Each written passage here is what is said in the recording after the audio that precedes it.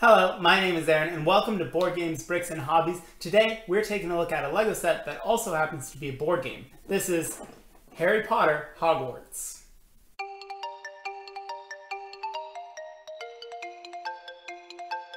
Alright, so a friend of mine actually picked this up thrifting for $2 and they loaned it to me for the review because they know that I do videos on board games and Lego, and so this looked like a fun crossover. Plus, I've got hair that looks like it's straight out of Goblet of Fire, so who better to review a Lego board game, right? Anyway, let's go ahead and head down to the table and take a look at the components and how the game plays, and then we'll come back up top for the review. Alright, so first we'll take a quick look at the components, and then I'll show you how the game plays, and then wrap up with the review. Let's go ahead and take a look at the board. Wait a minute. Are you telling me I have to build this? Right, it's a Lego game, I forgot. Don't worry, I came prepared. Buildicus Magicus.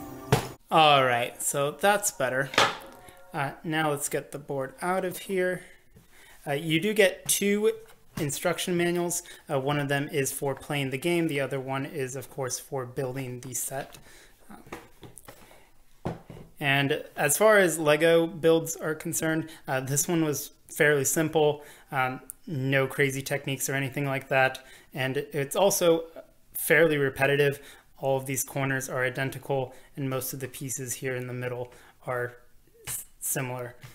So really not a fantastic build experience, but let's see if the game is any good. You also get these additional pieces here. These are not used in the game. They're the main trio and Malfoy and Dumbledore. You also get some extra pieces here to change the die if you'd like. One of the features of the Lego games was that it came with the modular die, so you could change the game and change the die faces. So if you wanted to play with Dumbledore, you could add this red tile and so on. The main object of the game is for each player to acquire all of their homework. Really exciting theme, right? It's a game about homework, but I guess because it's a castle, that makes it more exciting. Anyway, so in order to do that, you have to travel around and enter each of the classrooms and get the homework of your color. To do that, you will first roll the die. If you roll a number, then you can perform that many move actions. And the way that works is you move a piece, and then you can slide as many of these as you'd like, and then replace the piece that you removed. So if you get a 2, then you have 2 slides. 3, you get 3. 1, you get 1. If you have the roll icon, then that means you can take a pathway, or a staircase rather, and rotate it like so. You cannot rotate the classrooms, those are fixed. But you can manipulate the staircases to make it so that you can enter in through the proper doors. And the first player to collect all 4 of their pieces and return to their common room is the winner. So fairly simplistic game, but it is kind of interesting the way that you move the classrooms around, and you could just mess people up or potentially set yourself up to connect multiple rooms together. A lot of the rooms have more than one exit, so there could potentially be some strategy in that. But overall, this is definitely a lightweight kids game. So there's that.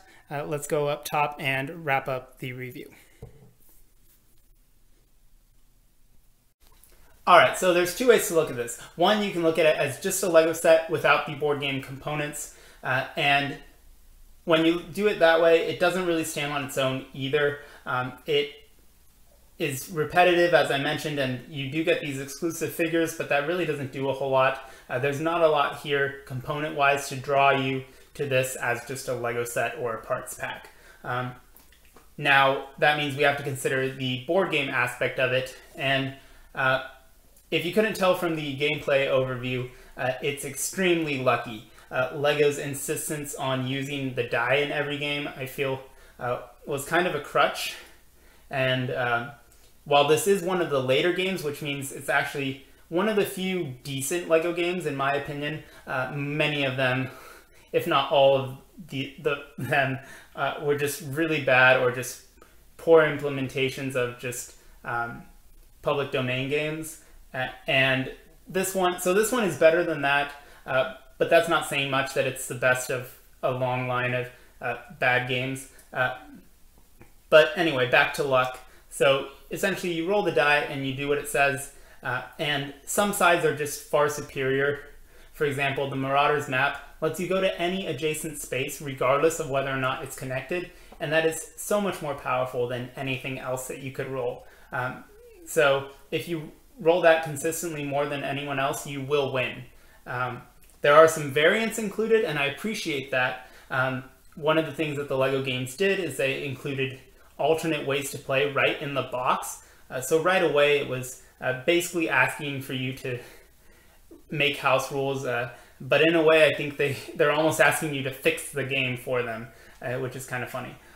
So I'd recommend trying out the variants. One of them adds Professor Dumbledore, and that way you can kind of move Dumbledore around, and Dumbledore gives you a bonus if you land on the same space.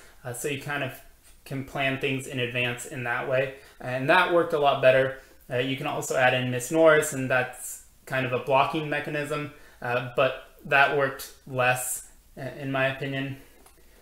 So overall opinions of this game, it's not great, but it's also not terrible. I would say it's about a 5 out of 10. If you're a kid, then it might maybe add a point to that. So 6 out of 10 as a kid's game. But for everyone else, it's just kind of in the middle there.